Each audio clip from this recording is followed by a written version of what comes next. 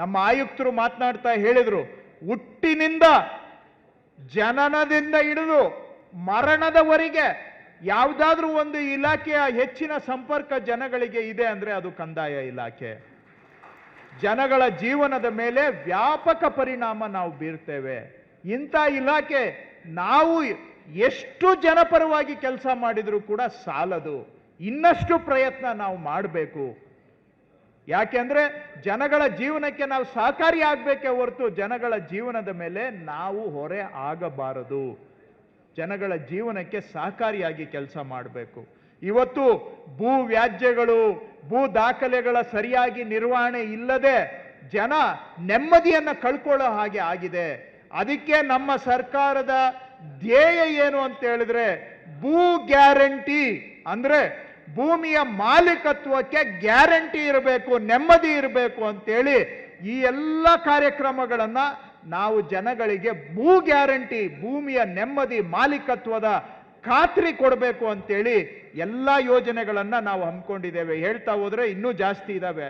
ಆದರೆ ನಮ್ಮ ಮೂಲ ಉದ್ದೇಶ ಜನಗಳಿಗೆ ಜಮೀನಿನ ಮಾಲೀಕತ್ವದ ಗ್ಯಾರಂಟಿ ಇರಬೇಕು, ನೆಮ್ಮದಿಯಾಗಿ ಜೀವನ ಮಾಡಬೇಕು, ಅವರ ಸಮಯ ದುಡಿಲಿಕ್ಕೆ ಉಪಯೋಗ ಆಗಬೇಕು, ಅವರ ಸಮಯ ಅವರ ಸಂಸಾರದ ಏಳಿಗೆಗೆ ಉಪಯೋಗ ಆಗಬೇಕು. ನಮ್ಮ ಮನೆ ಬಾಗಿಲು ಸುತ್ತಕ್ಕಲ್ಲ, ನಮ್ಮ ಕಚೇರಿಗೆ ಅಲಿಯೋದಕ್ಕಲ್ಲ.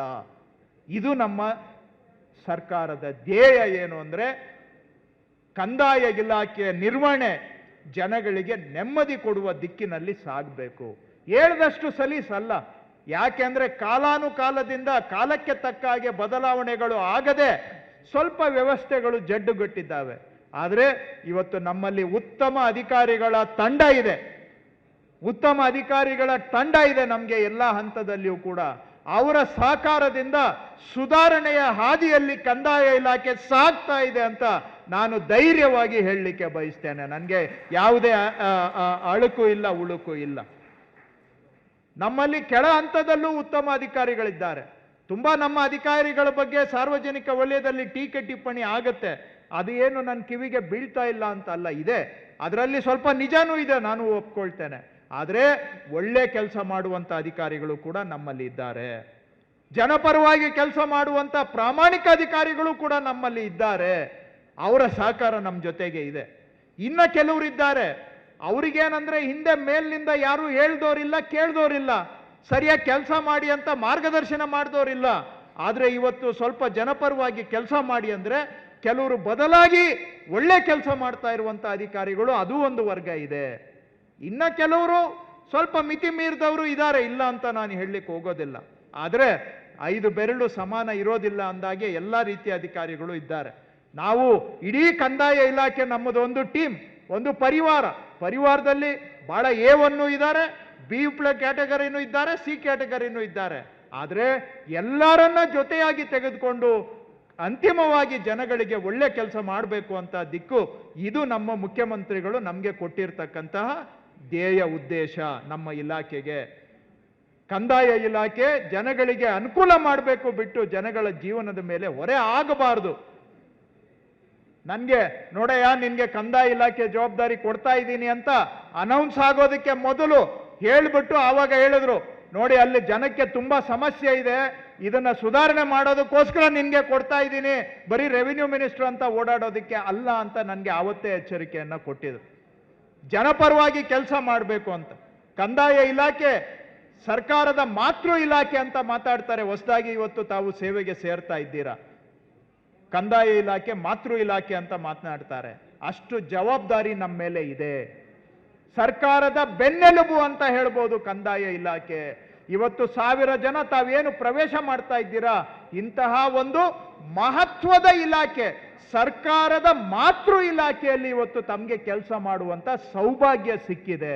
ದಯವಿಟ್ಟು ಇದನ್ನ ಗಮನದಲ್ಲಿ ಇಟ್ಕೊಳ್ಳಿ. 6,33,916 ಜನಗಳ ಪೈಕಿ ಇವತ್ತು ಉದ್ಯೋಗ ಸಿಕ್ಕಿರೋದು ಬರೀ 1,000 ಜನಕ್ಕೆ. ನಿಮ್ಮ ಸೌಭಾಗ್ಯ ಎಷ್ಟು ಅನ್ನೋದನ್ನ ಅದರಲ್ಲೇ ತಾವು ಅರ್ಥ ಮಾಡ್ಕೊಳ್ಳಿ. ಇದನ್ನ ದಯವಿಟ್ಟು ಮರೆಯಬೇಡಿ. ನಾನು ಕೂಡ ಈಗ 6ನೇ ಬಾರಿ ಶಾಸಕನಾಗಿದ್ದೇನೆ.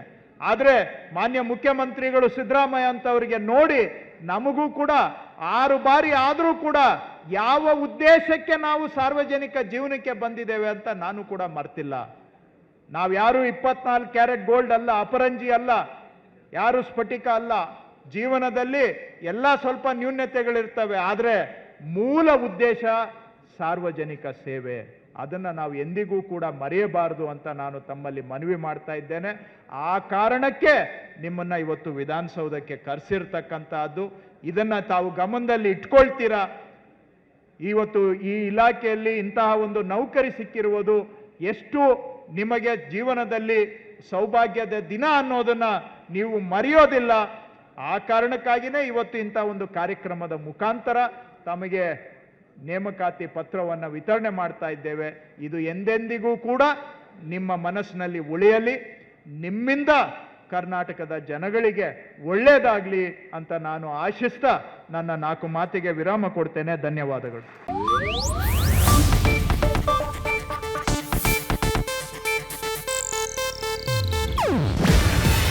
ಇದು ಏಷ್ಯಾನೆಟ್ ನ್ಯೂಸ್ ನೆಟ್ವರ್ಕ್ ಪ್ರಸ್ತುತಿ. ನೀವು ನೋಡ್ತಿದ್ದೀರಾ ಏಷ್ಯಾನೆಟ್ ಸುವರ್ಣ ನ್ಯೂಸ್.